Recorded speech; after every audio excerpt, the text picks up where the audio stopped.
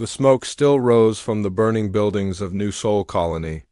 Captain Deho pressed his back against the concrete wall and listened to the alien footsteps above. His rifle felt heavy in his hands. 3 months of fighting had worn down his unit to just 12 soldiers. They were all that stood between the civilians and certain death. "Sir, they found Sector 7, whispered Corporal Jiwoo. His young face was covered in dirt and dried blood. "The families there, they didn't make it." Deho closed his eyes for a moment. "More good people dead." The Voidclaw aliens showed no mercy to anyone. Men, women, children, elderly, it made no difference to them. Humans were just animals to be removed from their new territory. "How many civilians do we still have?" Deho asked quietly. 43 in the main bunker, 22 in the medical. "They?" Jiwoo replied. "Your wife is with the wounded ones." Haijin. Deho's heart ached thinking about his wife down in the medical bunker. She had been working without sleep for days, trying to save everyone she could, and baby Taemin was with her. Just 8 months old. The boy had never seen sunlight without the shadow of war. The sound of alien voices came closer. Deho recognized the harsh, clicking language of the Voidclaw. These creatures stood 8 feet tall with gray-scaled skin and yellow eyes. Their claws could cut through steel. Their weapons could burn through anything humans had built. "They are coming down the main stairs," said Private Bumsu from his position near the entrance. "At least 20 of them." Deho looked at his remaining soldiers. Good men and women who had stayed to protect innocent people. They all knew this would probably be their last fight. The colony's defense grid had failed 2 weeks ago. No help was coming from Earth or the other human worlds. They were alone. "Remember, we hold them here as long as possible," Deho said. "Every minute we buy gives the civilians more time." "Time for what, sir?"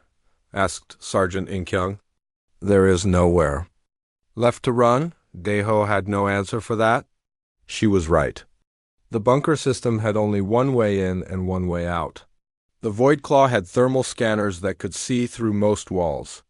It was only a matter of time before they found everyone hiding below. The first alien appeared at the top of the stairs. Its yellow eyes scanned the area before it started moving down. More followed behind it. Their claws clicked against the metal steps. The sound echoed through the underground space like a death song. "Wait for my signal," Deho whispered into his comm device. The aliens reached the bottom of the stairs. They moved with the confidence of predators who knew their prey was trapped. The lead Voidclaw carried a plasma rifle that glowed with deadly energy. Others had different weapons. All of them were designed to kill humans quickly. "Now!" Deho shouted. His soldiers opened fire from their hiding spots behind concrete barriers and broken machinery. The sound of human weapons filled the bunker. Some shots hit their targets. Alien blood that looked like black oil splattered on the walls. But the Voidclaw weapons were better. Much better. Plasma bolts cut through the air and melted everything they touched. Private Bumsu screamed as one hit his cover and sent burning concrete flying into his face. The battle was fierce but short. Human bullets could hurt the aliens but not kill them easily. The Voidclaw had armor under their scales that protected them from most damage. Meanwhile, even a close hit from their plasma weapons could kill a human instantly. Corporal Jiwoo fell. First, then Sergeant Inkyung. One by one, Deho watched his people die fighting for every inch of ground. They made the aliens pay for their advance, but it was not enough. "Fall back to checkpoint 2. Deho ordered the surviving soldiers. They ran deeper into the bunker system. Behind them, more Voidclaw poured down the stairs. Deho could hear their victory calls. The harsh clicking sounds they made when they were pleased about killing humans. The second defensive position lasted even less time than the first. The aliens had learned how the humans fought. They used their superior numbers and weapons to overwhelm each position quickly, soon only. Deho and 2 other soldiers remained. They reached the final barrier before the civilian shelters. Beyond this point were the people they had sworn to protect. Families with children, wounded soldiers who could not fight. His wife and baby son. "This is it," said Private Dongwook. The young soldier was bleeding from a cut on his forehead. We make our last stand here, Daeho nodded. At least they had bought some time. Maybe the civilians had found another way out. Maybe somehow his family was already safe.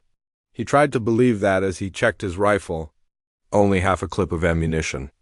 Left. The Void Claw appeared around the corner. More than before, much more. It looked like they had brought their entire force to finish this final pocket of resistance. Among them walked a larger alien wearing decorated armor. This one had to be their commander. The final battle was over almost before it started. The 3 remaining human soldiers fought with everything they had. But 3 rifles against 30? Plasma weapons was no contest. Dongwook died trying to charge the alien line. The other soldier fell defending the barricade. Daeho found himself alone, wounded and surrounded. The alien commander approached him. This creature was even taller than the others. Its yellow eyes held intelligence and something that might have been amusement. Your resistance ends now, human, the commander said in heavily accented human speech. We have thermal readings of your hiding places.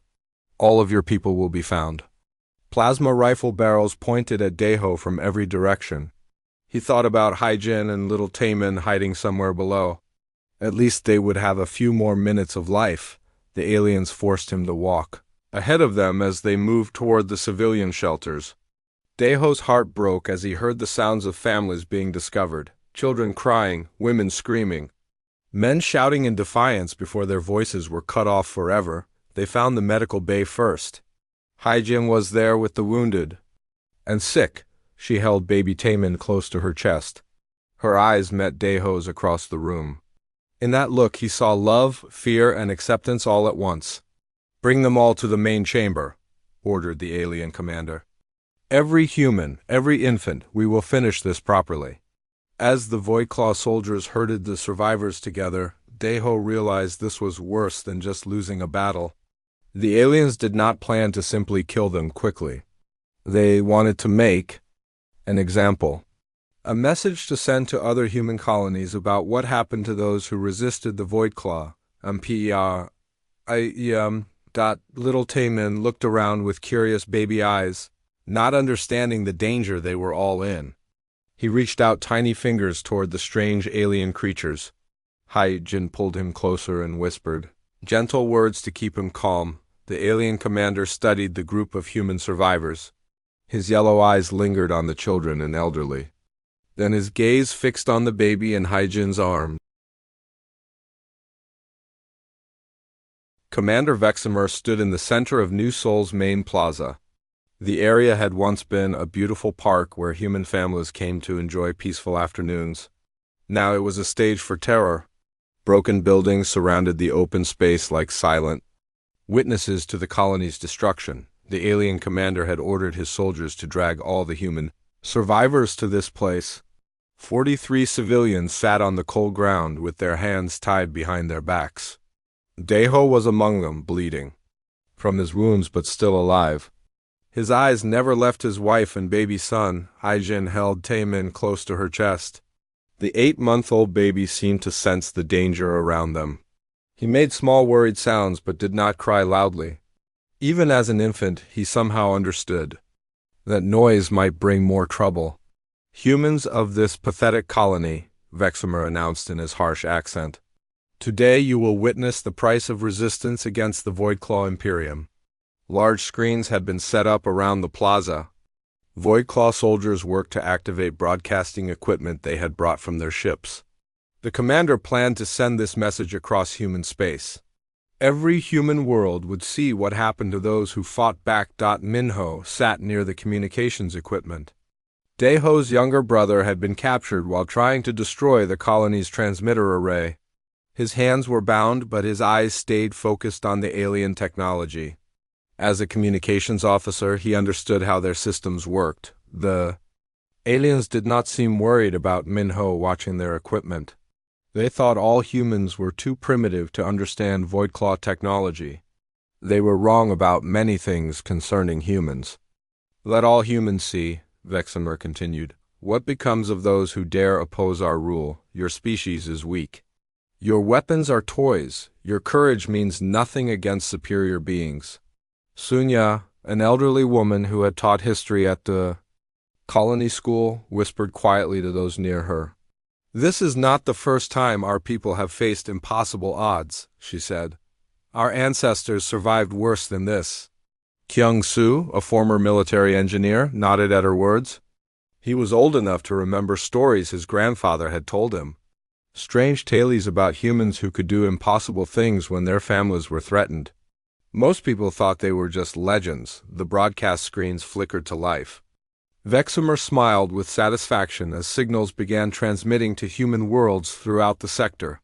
Soon, every human settlement would see the fate of New Sol Colony. I want them to watch as I break their spirit completely, the commander said to his second-in-command. Start with the oldest and work down to the youngest. Save the infant for last. Daeho struggled against his bonds when he heard those words. No, take me instead. Kill me, but leave the others alone. Vexamer laughed. It was a cold sound like breaking glass. Your sacrifice means nothing, human. Pain shared is pain multiplied. Watching loved ones die is worse than dying yourself. The alien soldiers began selecting victims from the group of prisoners. They chose an elderly man first. Mr. Shin had run the colony's bakery for 20 years. He made bread that reminded people of home on Earth. Now he would die to send a message of fear. But as the soldier raised his plasma weapon, Minho made his move. While the aliens focused on their victim, he had been working on the communication equipment near him.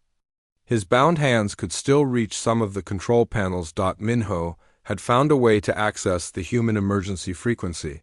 He began transmitting everything that was happening to the nearest Terran defense stations. His fingers worked quickly. Across controls he had memorized during his years as a communications specialist. The signal went out across space toward the human colony of Haven's Rest. From there, it would relay to other human worlds. Soon, people throughout human space would know what was happening at New Sol. They would see the execution about to take place. At Terran Defense Command on Earth, Admiral Sungmin received the emergency transmission in his office. The gray-haired veteran had fought aliens before, but never anything like this broadcast. He watched in horror as the situation unfolded in real time. Get me every ship we have in that sector, Admiral Sungmin ordered his staff. I don't care if they are cargo haulers or survey vessels. Get them moving toward New Sol now. Back on the colony, Vexamer was growing impatient with the preparations. He wanted the executions to begin immediately. The commander's yellow eyes scanned the group of human prisoners and stopped on baby Taemin. Actually, we will start with the infant, he announced suddenly. Killing the youngest first will cause maximum emotional damage. It will show humans everywhere that we spare no one. Haijin screamed as alien soldiers approached her. Please. No, he is just a baby. He has done nothing wrong. That is exactly the point, Vexamer replied. Innocence means nothing to the Void Claw. Age means nothing. Only strength matters, and humans have none. Daeho fought against his restraints so hard that his wrists began to bleed. Other prisoners also struggled, but the alien soldiers kept them under control with threats of immediate death. 2 Void Claw warriors grabbed Haijin and pulled baby Taemin from her arms. The infant began to cry as strange alien hands lifted him up. His small voice echoed across the plaza, a sound of pure innocence in a place of great evil. Bring the human child to me, Vexamer commanded. The soldiers carried Taemin to the center of the plaza, where the main broadcast cameras could capture everything clearly. Vexamer drew his ceremonial plasma blade. The weapon hummed with deadly energy as he activated it. Let this be a lesson to all humans, the commander said for the cameras. Your children have no future under Voidclaw rule. Your species will be erased from this galaxy. Minho's transmission was reaching human worlds across the sector. On Haven's Rest, families gathered around emergency screens to watch in horror. On Earth, Admiral Sungmin saw the plasma blade ignite in the alien's hand. Distance to New Sol? The Admiral demanded. 18 hours at maximum speed, sir, replied his navigation officer. Too long, Admiral Sungmin said quietly. They would arrive to find only graves. In the plaza, Veximer raised the glowing blade above the crying infant. Baby Taman's small hands reached toward the strange light. His dark eyes reflected the plasma energy as if he could see something. Others could not? Any last words for your species? Veximer asked the human prisoners. Sunya spoke up from her place on the ground. Her old voice carried clearly across the plaza. You know nothing about what you are about to do, she said. Some things should never be awakened. Veximer laughed again. More human superstition. Your legends and stories will not save this child. But as he prepared to bring the blade down, something strange happened. The baby's crying stopped suddenly. Taman's dark eyes began to change color. A deep blue light appeared in them, growing brighter with each passing second. The alien commander hesitated. He had never seen human eyes do that before. Around the plaza, electronic equipment began to flicker and spark. The broadcast screen showed static for a moment before clearing again. What is happening? Veximer demanded of his soldiers. None of them had an answer. The blue light in the baby's eyes grew stronger. Deep underground, systems that had been dormant for thousands of years began to stir. Ancient machinery that had waited in darkness started to power up. Kyung Su felt something awakening in his mind, memories that were not his own. Knowledge about human history that he had never learned. The child, he whispered. The child is the key. Veximer shook off his confusion and raised the plasma blade again. Whatever was happening, he would complete his mission. One human infant would not stop the Voidclaw Imperium from claiming this world, but as the blade descended toward baby Taman, the blue light in the child's eyes suddenly exploded. The blue light exploded from baby Taman's eyes like a silent thunderclap. The shockwave hit everything in the plaza at once. Every piece of Voidclaw technology stopped working instantly. Weapons powered down. Communication devices went silent. Even the simple light panels on alien armor flickered and died. Veximer's plasma blade died just inches above the infant's chest. The alien commander stared at his weapon in confusion. He pressed the activation controls repeatedly, but nothing happened. The blade that had been glowing with deadly energy moments before was now just a piece of dead metal. What is this? Veximer shouted at his soldiers. But they had no answers. Their own weapons and equipment had failed completely. Plasma rifles became useless clubs. Scanner devices showed only blank screens. Even their simple communication radios produced nothing but static. Dr. Yunsu, a scientist among the human prisoners, watched everything with amazement.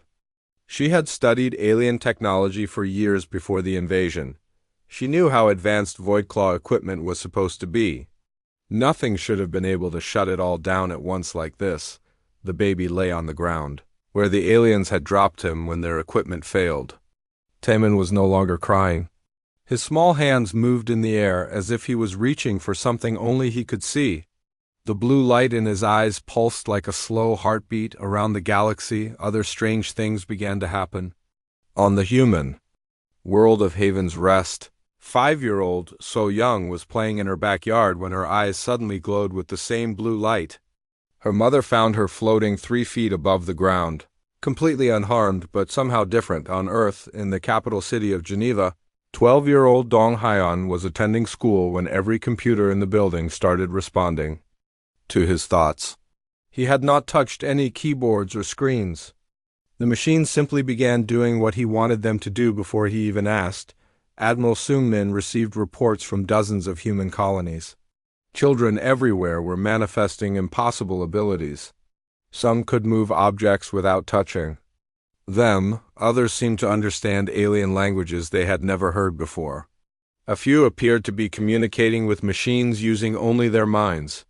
Sir, the ancient defense satellites around Earth are powering up, reported Lieutenant Commander Yujin from the communications station. Systems that have been dormant for over 1,000 years are suddenly active. Admiral Seungmin stared at the tactical displays in disbelief. Those satellites were relics from Earth's forgotten past. Historians argued about who had built them and why. Most people assumed they were broken monuments to some lost human civilization. Now they were coming online with technology far beyond anything humans currently possessed. Back on New Sol, Hyjin crawled toward her son during the confusion.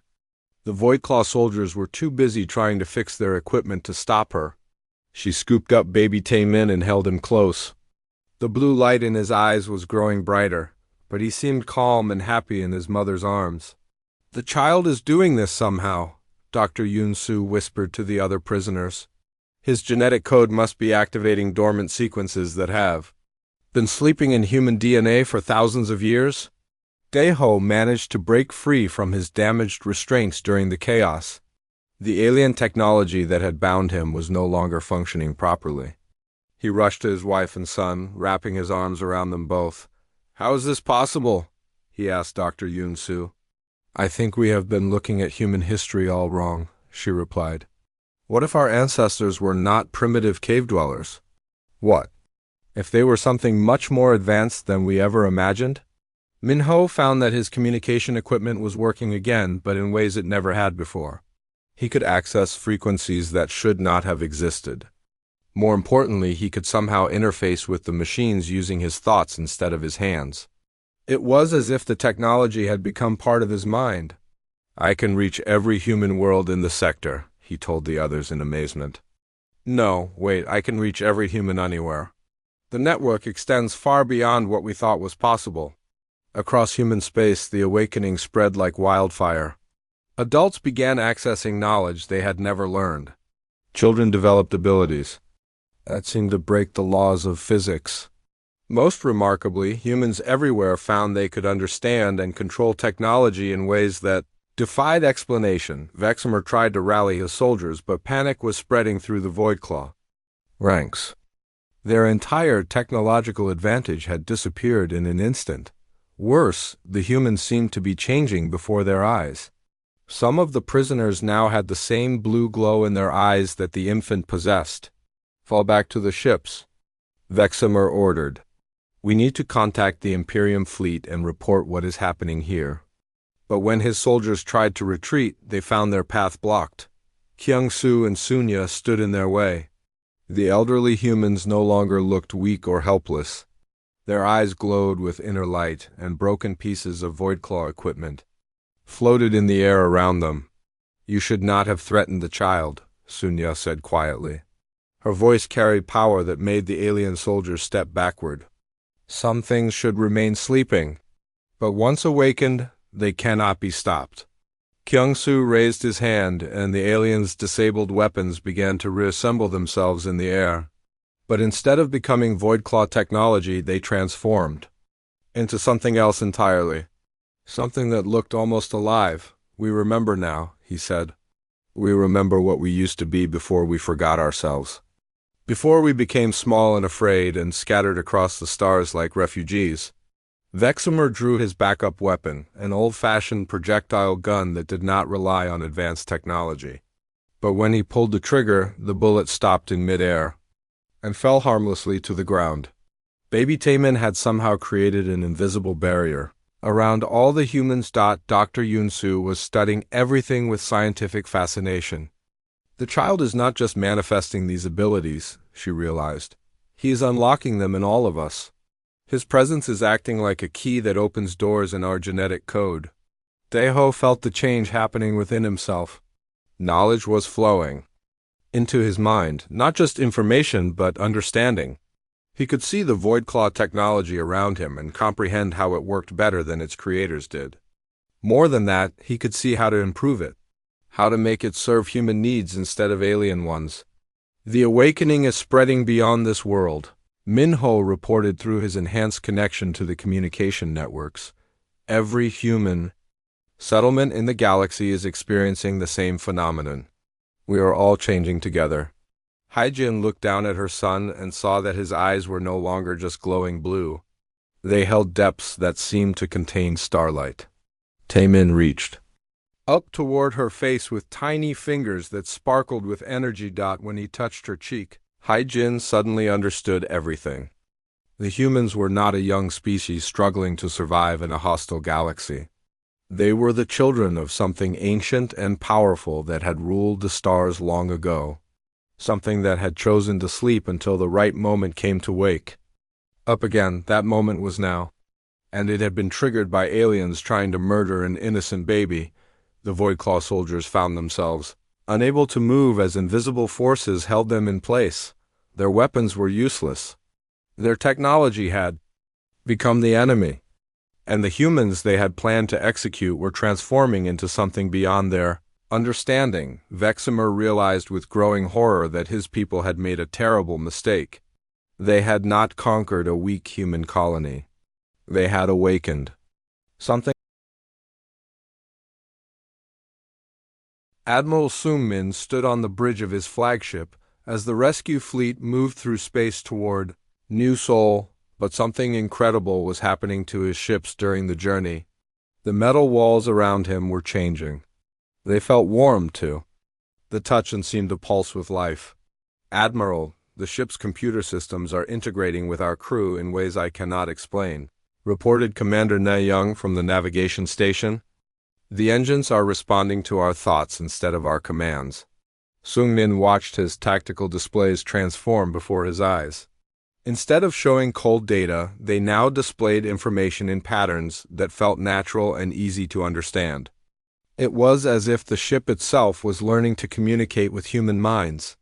"Sir, incoming transmission from New Seoul," announced Lieutenant Yujin. "But it is not coming through normal communication channels. It is somehow connecting directly to our minds." The voice they heard belonged to Minho, but he was not speaking through radio waves or data streams. His words appeared in their thoughts as clearly as if he was standing beside them. "Admiral, the situation here has changed completely," Minho's mental voice explained. "The humans are awakening to abilities we never knew we possessed. The alien technology has become tools for us to use instead of weapons against us." On New Seoul, the transformation continued to spread. Daeho found that he could interface with Voidclaw systems better than their original designers. When he touched an alien scanner device, it immediately began showing him information about every Voidclaw ship in the solar system. "There are 12 enemy vessels in orbit," he reported to the other awakened humans. "But their crews are having the same equipment failures that happened here. Most of their systems are shutting down." Dr. Yoon-soo was examining baby Taemin with scientific instruments that had somehow repaired and upgraded themselves. "The child's DNA is broadcasting activation signals to other humans across quantum frequencies," she discovered. "His genetic code is not just human. It contains elements that predate our known evolutionary history." Haijin could feel new abilities awakening within herself. When she touched injured people, she could somehow accelerate their natural healing processes. Wounds closed faster. Broken bones mended in minutes instead of weeks. Even psychological trauma seemed to fade under her influence. Kyungsoo and Sunya were accessing genetic memories that revealed humanity's true past. Images flowed through their minds of vast cities among the stars, fleets of living ships that responded to human will, technologies that merged consciousness with matter in ways that seemed like magic. "We were never primitive," Sunya explained to the other survivors. "Our ancestors ruled this galaxy thousands of years ago. But something happened. Some great disaster that made them choose to forget their power and scatter across distant worlds." "The Voidclaw know," Kyungsoo added. "Their historical records contain fragments of the truth. They have standing orders to eliminate humans not because we are weak, but because they fear what we might become." Veximer and his remaining soldiers were trapped in the plaza by invisible barriers that the awakened humans had created. The alien commander tried to contact his ships in orbit, but all communication with the fleet had been cut off.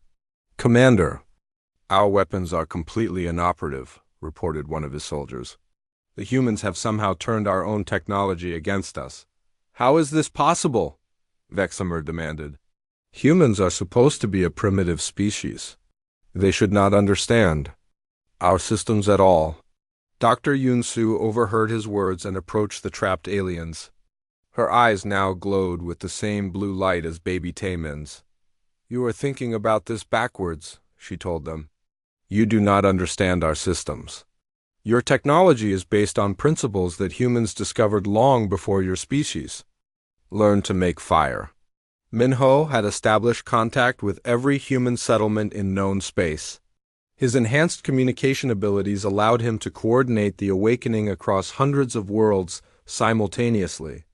The reports he received were extraordinary. Children on distant colonies were demonstrating telepathic abilities.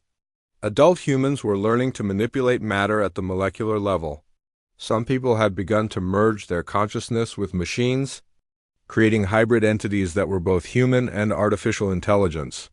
Admiral Sungmin's fleet was approaching New Seoul when they encountered the Voidclaw orbital forces. But the alien ships were drifting helplessly in space. Their crews had lost control of all systems when the awakening reached them through quantum signals, transmitted by Baby Taemin. "Sir, the enemy vessels are not responding to our hails," reported Commander Na-young. "Their power signatures are extremely weak. It appears their technology has suffered massive system failures." "Do we board them?" asked the tactical officer. "No need," Admiral Sungmin replied. He had discovered that he could somehow interface with the alien ships directly through his enhanced mental abilities. "I can access their computer systems from here." What the Admiral found in the Voidclaw databases shocked him. Their historical records contained references to an ancient war against a species called the Void-Touched Ones. The descriptions matched human capabilities that were now manifesting across the galaxy. The Voidclaw archives revealed that their ancestors had fought a devastating conflict against these beings thousands of years ago. The enemy had possessed technology that seemed alive. Ships that grew instead of being built. Weapons that responded to thought instead of trigger pulls. Most terrifying of all, they could convert other species' technologies to serve their purposes. The war ended when the Void-Touched Ones simply vanished, Admiral Sungmin read from the alien records. They left behind empty worlds and dormant technologies that our ancestors dared not touch. We thought they had been destroyed. But the final entry suggests they chose to sleep until some trigger event awakened them again. That trigger event had been the attempted execution of a human infant back on New Seoul. Baby Taemin had been placed in a special cradle that seemed to form itself around him from available materials. The infant was no longer just a child. He had become a focal point for humanity's collective awakening. Every new ability that manifested in other humans seemed to flow through him first. Jin watched her son with a mixture of love and wonder. Taemin looked like any normal 8-month-old baby, but his eyes held wisdom that seemed older than stars. When he looked at something, reality seemed to bend slightly to accommodate his attention. "What is he becoming?" she asked Dr. Yunsu. "I think he is becoming what humans were always meant to be," the scientist replied, "before we forgot ourselves, before we chose to become small and scattered and afraid." Daeho had taken control of several Voidclaw vehicles and was using them to help search for other human survivors across the colony. But the machines no longer looked or functioned like alien technology. They had transformed into something that seemed both mechanical and organic. "The equipment is evolving," he reported to the others. "It is learning to serve human needs instead of alien ones.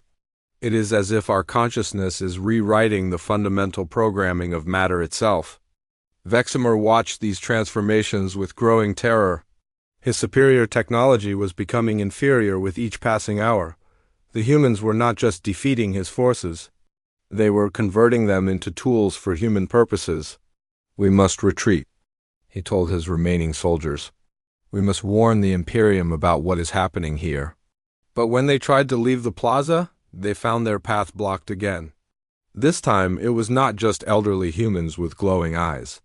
Admiral Sungmin's fleet had arrived in the atmosphere above them. The human ships no longer looked like crude metal constructions. They had evolved into something that resembled living dragons made of starlight and steel. "Commander Veximer," Admiral Sungmin's voice echoed across the plaza without any visible communication device. You are hereby ordered to surrender your forces and submit to human authority. I will never surrender to primitives, Veximer snarled. You already have, the Admiral replied. You just do not realize it yet. Around the plaza, every piece of Voidclaw equipment began to glow with blue light. The awakened humans were not just controlling alien technology. They were transforming it into extensions of human will and consciousness. Sunya stood in the center of the plaza with her eyes closed and her mind reaching deep into genetic memories that had been locked away for thousands of years. Around her, broken pieces of technology floated in complex patterns as ancient knowledge flowed through her consciousness. I can see it now, she said to the gathered humans. The truth about what we were before the forgetting. We were not called humans then. We were the consciousness weavers. We built this galaxy into a living network of connected minds and willing machines. Dr. Yunsu monitored the readings from her enhanced instruments as Sunya spoke. The elderly woman's brain activity was showing patterns that should have been impossible. She was accessing information stored at the quantum level of her DNA. Our ancestors created technologies that were alive, Sunya continued. Ships that grew from seeds instead of being built in factories. Planets that reshaped themselves according to the needs of their inhabitants. Entire star systems that functioned as single organisms responding to collective human will. Kyung-soo added his own recovered memories to the growing picture. But something went wrong? A catastrophe that threatened to destroy not just our civilization, but consciousness itself throughout the galaxy. Our ancestors made a choice to scatter and sleep, hiding their true nature until the danger passed. Admiral Sungmin's fleet descended through the atmosphere above. New Seoul, but the ships no longer resembled anything built by human technology. They had evolved into biomechanical entities that looked like dragons made of living metal and crystallized light. Admiral, we are receiving data transmissions from the awakened humans on the surface, reported Commander Na Young. But the information is not coming through our communication systems. It is being downloaded directly into our minds. Sungmin could feel the knowledge flowing into his consciousness. Technical specifications for technologies that surpassed anything in current human understanding. Star charts showing the locations of ancient human artifacts scattered across thousands of worlds. Most importantly, the true history of the galaxy and humanity's role in shaping it. We were gardeners, he realized. Our ancestors did not conquer other species. They uplifted them. They guided their evolution and helped them develop their own unique forms of consciousness. On the planet's surface, baby Taemin had become something beyond a normal infant. He still looked like an 8-month-old child, but reality seemed to bend around him in subtle ways. When he reached toward something, it would move closer without anyone touching it. When he smiled, broken things in his vicinity would repair themselves. Haijin watched her son with a mixture of maternal love and cosmic awe. What is he becoming? She asked Dr. Yunsu again. I think he is becoming what the first consciousness weavers were like, the scientist replied. A living bridge between mind and matter, between individual consciousness and universal awareness. Daeho had learned to interface completely with Voidclaw technology. But more than that, he could see the fundamental principles that governed how their equipment worked. Their entire technological base is derived from artifacts they found on abandoned human worlds, he discovered. They reverse-engineered our ancient technologies but never understood the consciousness component. Veximer listened to these revelations with growing horror. Impossible, he said. The historical records show that humans are a young species. You only achieved spaceflight within the last 1,000 years. Your records only show what we wanted you to see, Kyung-soo explained. When our ancestors chose to forget themselves, they created false histories to hide their true nature. The humans you have been observing for centuries are the children of refugees who fled the catastrophe. Dr. Yunsu accessed the colony's quantum archaeology equipment, which had somehow upgraded itself during the awakening. She began scanning the surrounding area for traces of pre-human civilization artifacts. There, she pointed toward a section of ground near the plaza. Something large is buried about 50 meters down.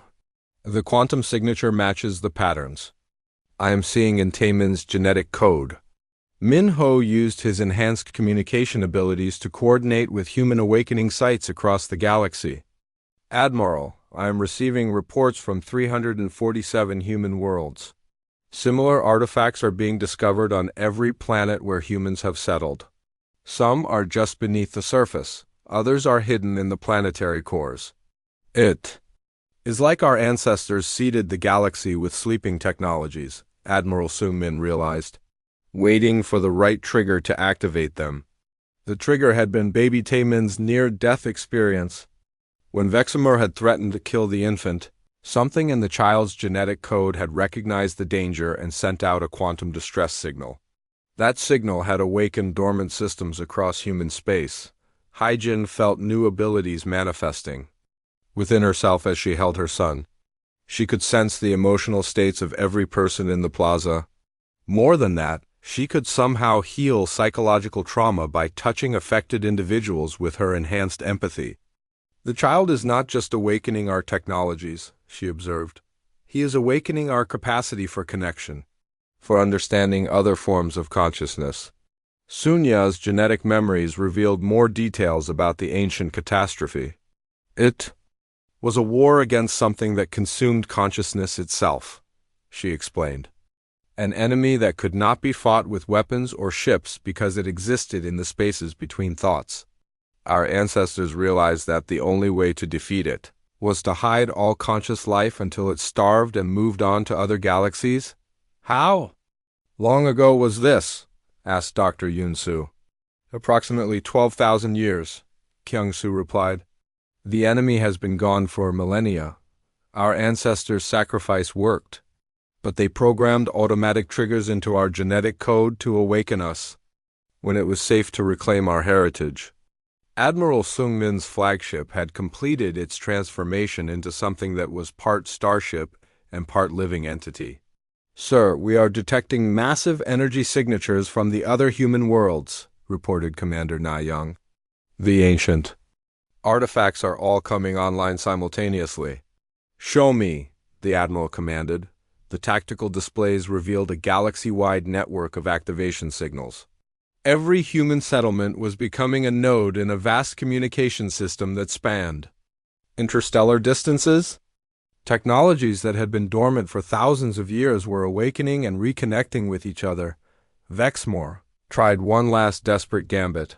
He activated a hidden suicide device built into his armor. If he could not defeat the humans, he would at least deny them the satisfaction of capturing him alive. But when he pressed the activation switch, nothing happened. Baby Taemin had somehow detected the threat and neutralized the device before it could function. The infant looked directly at the alien commander with eyes that held starlight. You cannot destroy what you do not understand, Hyjin said to Vexamur. And you cannot understand what you have never experienced. You have never known what it feels like to be part of something larger than yourself. Dr. Yun-Su's scans revealed that the buried artifact was beginning to rise toward the surface. Something is coming up, she announced. It appears to be responding to Taemin's presence. The ground began to crack and shift as something massive pushed upward from the depths. When it finally emerged, the humans gasped in recognition. It was a structure that seemed to be grown rather than built. Organic curves flowed seamlessly into crystalline formations that pulsed with inner light. A consciousness nexus, Sunya breathed. I remember these from the genetic memories. They were focal points where individual minds could merge temporarily with the galactic network. Baby Taemin reached toward the ancient structure, and it responded by extending tendril-like appendages that gently touched his small hands. The moment contact was made, every awakened human in the galaxy suddenly found themselves connected to each other through quantum entanglement. We are one people again, Admiral Seung-min said from orbit, scattered across the stars but unified in purpose. Vexamur realized that his people had not just attacked a human colony. They had awakened the sleeping guardians of the galaxy. And those guardians were not interested in conquest or revenge. They were interested in something far more profound: the cultivation and protection. Commander Veximer stood in the plaza surrounded by awakened humans and tried one final desperate strategy. He activated his personal communicator and sent an emergency signal to the Voidclaw orbital fleet. "All vessels, prepare for planetary bombardment," he ordered. "If we cannot control these humans, we will destroy them completely. Reduce this world to molten rock." Above the planet, 12 Voidclaw warships received the command and began charging their planet-killer weapons. But as the massive guns powered up, something impossible happened. Admiral Sungmin's transformed fleet simply moved to intercept. The human ships no longer needed to fire weapons or launch missiles. They had become living entities that could absorb and convert enemy technology through direct contact. When they touched the Voidclaw vessels, the alien warships began to change. "Sir, the enemy fleet is being integrated into our network," reported Commander Na Young with amazement. "Their ships are becoming part of our collective consciousness." Admiral Sungmin could feel the alien vessels joining the growing network of awakened human technology. The Voidclaw crews found themselves unable to control their own ships. More than that, they began to experience something they had never felt before: genuine empathy for other forms of life on the planet's surface. Deho and his squad of awakened soldiers approached the trapped Voidclaw ground forces. But instead of weapons, they carried devices that looked like crystalline flowers. "What are those?" Veximer demanded. "Consciousness resonators," Dr. Yunsu explained. "They allow us to share our awakened state with other species. We are going to give you the same gift that baby Taemin gave to us." "I do not want your gifts," Veximer snarled. "That is because you do not understand what consciousness truly is," Hyjin replied. She approached the alien commander while holding her son. "You have been taught to see other beings as threats or resources, but consciousness is meant to be shared, not hoarded." Baby Taemin reached out toward Veximer with tiny hands that glowed with soft blue light. When the infant's fingers touched the alien's scaled skin, something extraordinary happened. For the first time in his life, Veximer experienced genuine empathy. The sensation was overwhelming. He could suddenly feel the fear and pain of every human he had ordered killed. But more than that, he could sense their hopes and dreams and love for each other.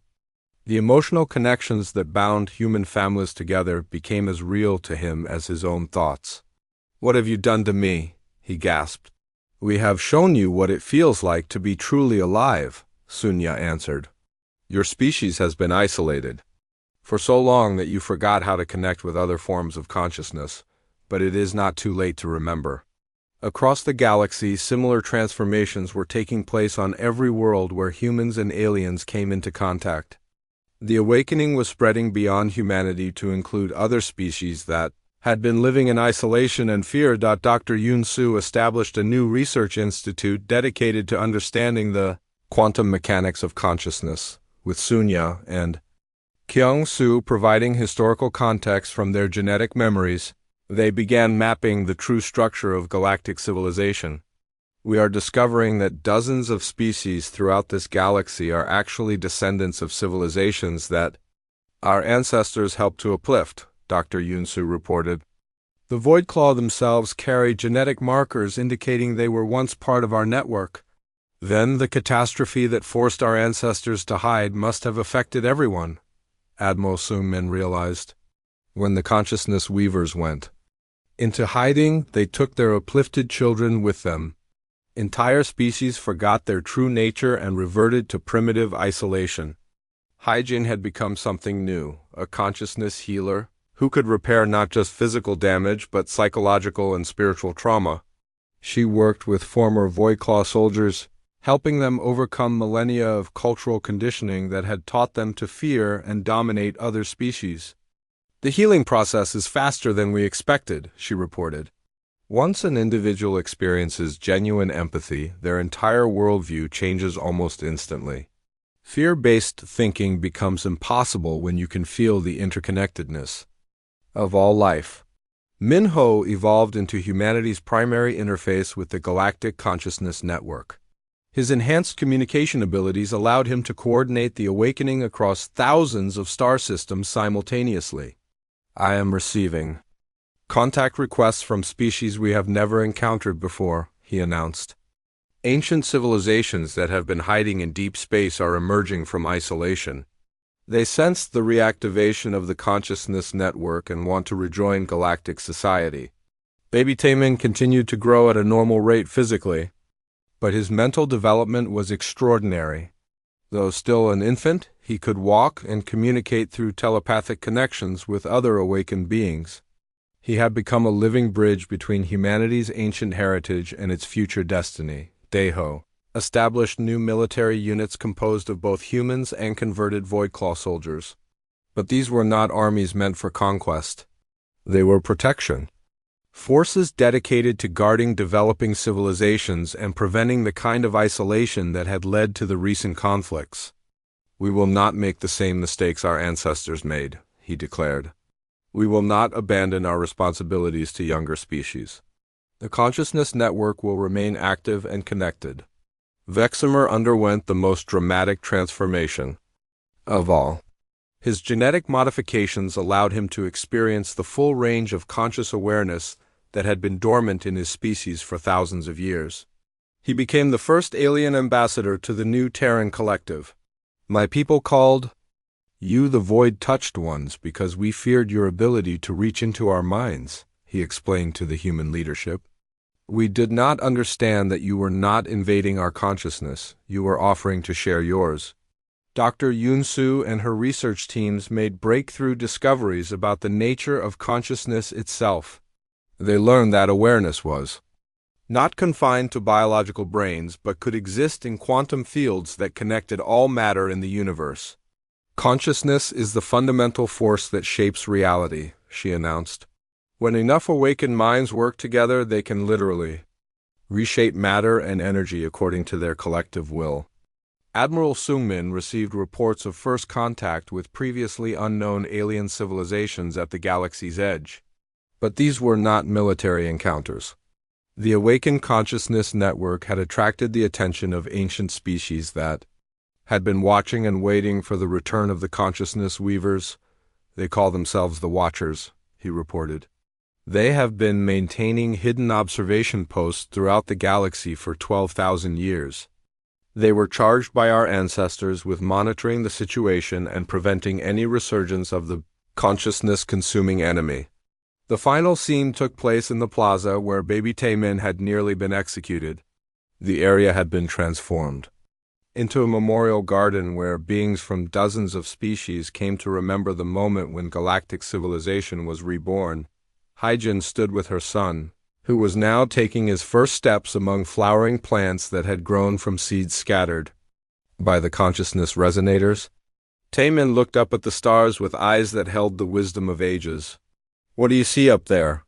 His mother asked, though he could not yet speak with words. Taemin's telepathic response filled her mind with images of infinite possibility. He showed her vast networks of connected civilizations spreading across multiple galaxies. He revealed futures where consciousness itself would evolve beyond the need for physical form. Daeho joined his family in the garden. Around them, humans and aliens worked together to build new cities that grew like living organisms. Ships that resembled dragons carried diplomats and teachers to distant worlds where young species were taking their first steps toward awareness. The dragon that awoke was not just human potential, Daeho observed. It was the potential for all conscious life to grow beyond fear and isolation. Admiral Sungmin's final report to the Terran Collective described a galaxy transformed. The new Dominion is not based on conquest or control. It is built on the principle that consciousness shared is consciousness multiplied. We are no longer separate species competing for resources. We are one galactic mind composed of countless unique perspectives. Baby Taemin, the infant who had nearly died, became the symbol of a new age. His near execution had triggered the awakening of humanity's true nature.